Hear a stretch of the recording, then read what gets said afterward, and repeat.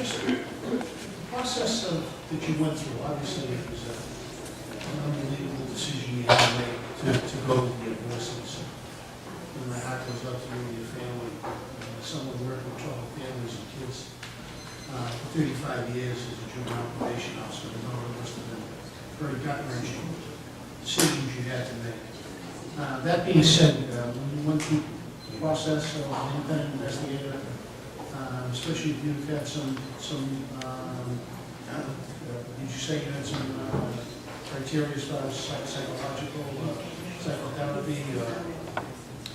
No, what I meant was that I'm an informed person. I studied, and my undergraduate was in psychology. That's what I need to get now. When you were an informed person and you received your independent investigator, were you satisfied with the competency of this individual?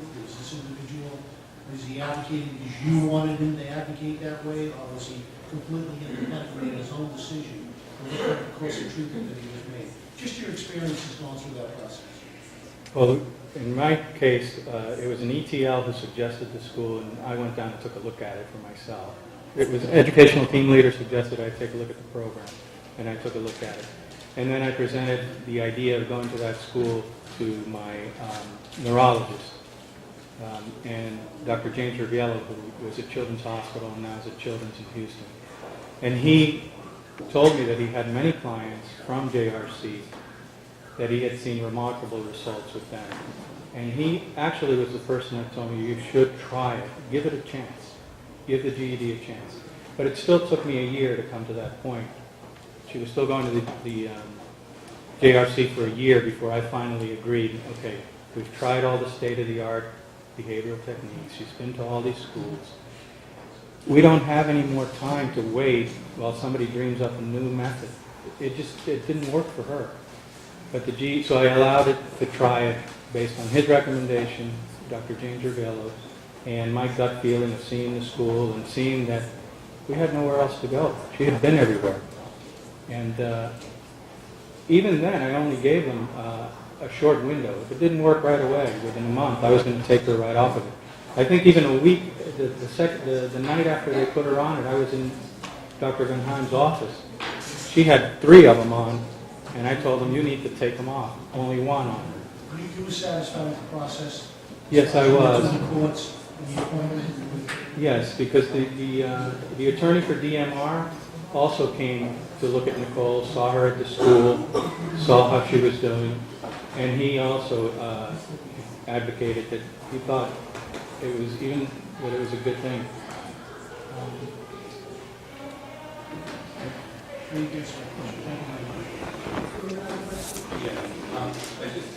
Probably it was a period of time where he wasn't at JRC. Where was he? He was in private schools, residential. There was a period relatively recent. I think he went back to JRC in 2001. You said 2001.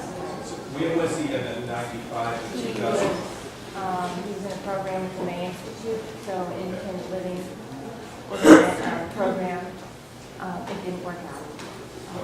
He was sent to another independent living program, which is horrific, horrible. He ended up in jail there from that program because they really couldn't monitor him at all to keep him safe. I just have another couple questions, maybe for all of you or just any. Do you get reports on how often the GED is used, and how often do you get those, and how does that work? I get one every day because the papers go to the school and they come back every day, and we have daily communications with the school. I find out when she gets to school. We put her on the bus in the morning, which JRC transports her. When I get to the school, I call to find out if she got there. I call to find out when she's left, and then we get a report from documents of what her day was like. And if they apply a GED, they have to document it in the paper. They have paperwork every day. We also get progress reports as well. But we're in daily contact with the school.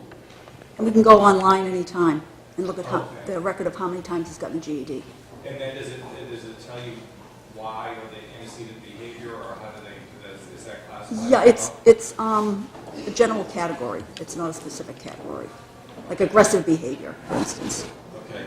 And at any point do they, like, do they look at other therapies and say, you know, you talked about your daughter saying that she didn't want to be faded.